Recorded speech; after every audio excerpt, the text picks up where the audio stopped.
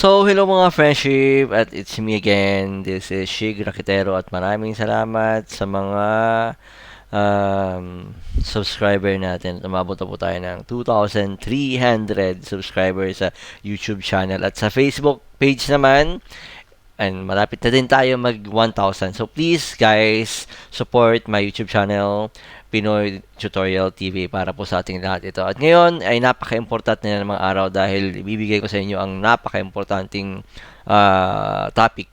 Ito po ay sa inyo nakikita sa screen, meron tayong scan disk na kung saan ay nag-e-error siya. So hindi, pag pinindot mo siya, ang lumalabas is you need to format the disk in drive F. Ibig sabihin, hindi mo siya mabuksan. Pag pinindot mo naman yung format disk, ito, siguradong format disk, mo-format yung iyong drive, yung inyong drive F at mawawala yung lahat ng file niyo. So, para hindi mawala ang file, ang gagawin nyo lang po is napaka-easy. Sundin nyo lang po ang aking mouse pointer at siguradong makukuha nyo pa kung anong ating gagawin. Pero bago yan, huwag nyo pong kalimutang i-hit and like and share muna yung video. Click yung bell button para sa more video updates. Okay? Yun lang po. At please, bago po natin ituloy ang video, yun muna ang gawin natin. Okay? So, let's move on. Punta na po tayo kung ano po ang ating gagawin. So, napakadali lang po para lang po kayo nililigaw sa inyong mga crush. Okay? So, syempre, ang unahin natin is i-check muna natin yung ating folder. So, for example, okay, ito, meron tayong folder dito at yan. So, F. Ayan. So, ito yung F. Pag in-open mo siya, eh, syempre, makikita nyo. Pero, for example, i-close natin to. Close natin lahat. So, close. Ayan. Kasi nag-error to eh. So, ayan. So, close na lahat. I-connect ko yung USB na mayroong nakalagay na dito yung file. Okay? So, pag inopen natin itong folder na to, ang lalabas dito is, ayun. Pero, na-check ko na kasi siya. Kumbaga naayos ko na siya. Kaya, naging okay na siya. So, yan. Makikita mo na. Kanina, pag kiniklik mo yan, meron niyang lumalabas na scan disk. Yan yung kanina. Nakita nyo naman. Itong ganito. So, pag nakita nyo yan, encounter kayo ng ganyan, ang gagawin nyo lang po mga friendship is pumunta kayo ng CMD. Hanapin nyo to. I-type nyo, CMD, and then enter. At pag lumabas to, ang ilalagay lang dito is check. Okay? So, mga friendship, yan. So, ang gagawin po natin is, susundan lang po natin ito, copy-paste lang natin, or i-type natin. So, CHKDSK, okay? So, nakadepende yan kung ano ang inyong drive na i-ayusin.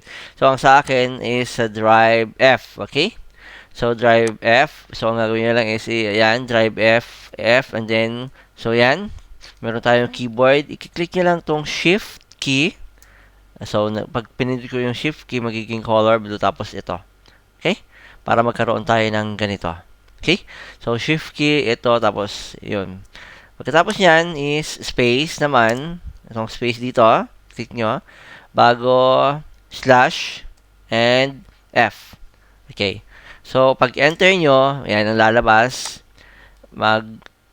Babasahin niya yung drive na yon at ito ang lalabas. Okay? Pag lumabas na po yan, ibig sabihin, magiging okay na yung inyong drive na chinek. Ito, magiging okay na siya. Pag hindi pa siya naging okay, itry nyo ulit, ipasok ito sa baba.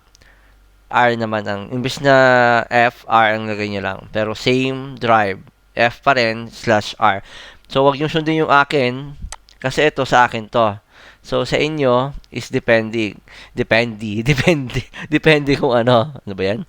So, nakadepende sa inyo kung kayo ay F, E, or D. So, syempre, kung ano yung drive nyo, yun ilalagay nyo dito. Understood? So, hindi ito yung talagang susundin nyo. Kung ano ang nakalagay dito, ito, for example, E, hindi E, pag D, D rin. So, sa akin kasi ay F, kaya yan ang nilagay ko F. Okay? So, sana po nasundan nyo na mabuti at siguradong maayos nyo ang problema sa inyong memory card. Memory card kasi to. Sa akin, memory card ko to. So, yun nga, naayos ko. Kanina kasi hindi to ma-open. So, ngayon, na-open ko na.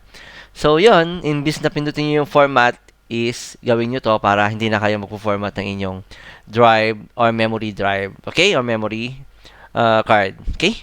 So mga friendship, thank you for watching, and please don't forget to subscribe my YouTube channel, share the videos, and hit like and share. Stay safe everyone. God bless and love you.